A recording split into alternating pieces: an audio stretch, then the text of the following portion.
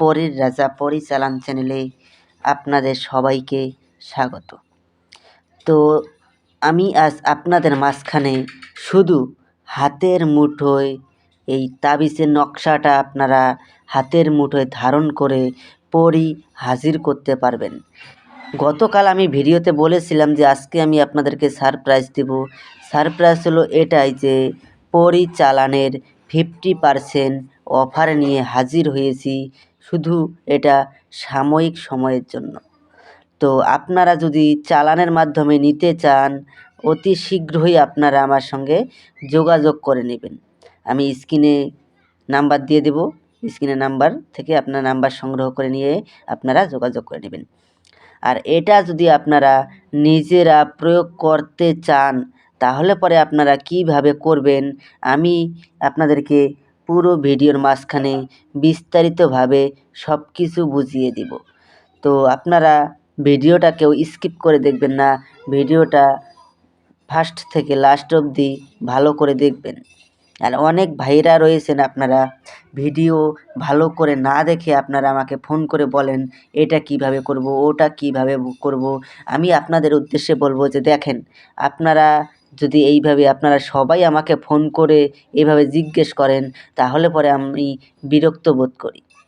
তো কেননা অন্য ভাই বোনেরা যারা আমাকে দিয়ে কাজ করায়, তাদের ফোন আমি রিসিভ করতে পারি না।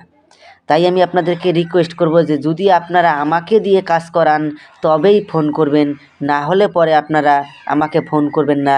কমেন্টে আপনারা আমার কাছ থেকে অনুমতি চাবেন, আমি আপনাদেরকে অনুমতি দিয়ে দিব। তো আশা করি আপনারা বুঝতে পেরেছেন।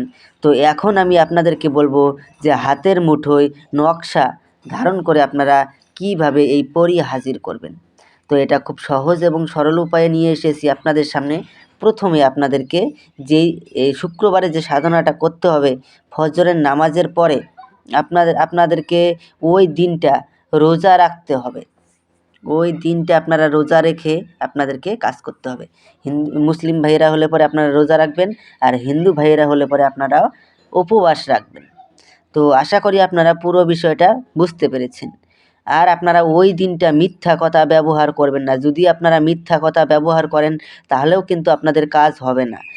তো আর কোনো পরস্ত্রী বা কোনো মেয়ের দিকে আপনারা বা আপনার স্ত্রীর দিকে আপনারা কোনো রকম শারীরিক সম্পর্ক বা কাউকে কুদৃষ্টিতে আপনারা দেখতে পারবেন না। তো স্ক্রিনে আপনারা একটা নকশা দেখতে পেরেছেন।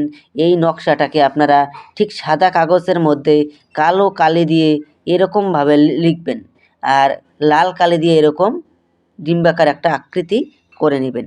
এরকম আকৃতি করে নিয়ে ওই কাগজটা আপনারা এই দুপুর ঠিক 12টার সময় এই নকশাটা আপনারা লিখবেন। লিখে আপনারা যেই ঘরের মধ্যে সাধনাটা করবেন, ওই ঘরের মধ্যে নিয়ে ওই নকশাটাকে রেখে দিবেন। রাখার সময় আপনারা 3 বার বলবেন ইয়া আল্লাহু, ইয়া আল্লাহু, ইয়া আল্লাহু। যেই জায়গায় রাখবেন এই 3 বার ইয়া আল্লাহু বলে আপনারা ওই জায়গায় রাখবেন। রাখার পরে আপনাদেরকে যা করতে হবে, আপনারা রাখার পরে আপনারা শুক্রবার ঠিক ফজরের নামাজের পর আপনারা ওই ঘরের ভিতরে একটা যে কোনো ধরনের একটা মালা নিয়ে ওই ঘরের ভিতরে যাবেন। আর ভিতর থেকে আপনারা দরজা লক করে দিবেন, জানলা দরজা বন্ধ করে দিবেন। লাইট ফ্যান চালু থাকলেও কোনো সমস্যা নেই। আপনারা হাতের মুঠোয় নকশা নিয়ে আপনারা বেশি নয়, শুধুমাত্র 20 মিনিট উত্তরমুখ হয়ে আপনারা বসবেন। উত্তরমুখ হয়ে বসবেন, ঠিক 20 মিনিটের মধ্যেই পরী এসে আপনার সামনে প্রকট হয়ে যাবে। যখন পরী এসে আপনার সামনে প্রকট হবে, পরীর গলায় ওই মালাটা আপনাকে পরিয়ে দিতে হবে। পরিয়ে দেওয়ার সঙ্গে সঙ্গে ওই পরী আপনার বশ্যতা স্বীকার করে নেবে। যখন বশ্যতা স্বীকার করে নেবে, তারপরে আপনারা ওনাকে বলবেন যে আপনাকে কী নামে ডাকলে পরে আপনি আমার সামনে এসে প্রকট হবেন। উনি আপনাকে একটা নাম বলে দেবে, ওই নামে যখনই ডাকবেন তখনই সে আপনার সামনে এসে প্রকট হবে। তো আশা করি বুঝতে পেরেছেন। তো ধন্যবাদ, আবারও দেখা হবে পরবর্তী ভিডিওতে।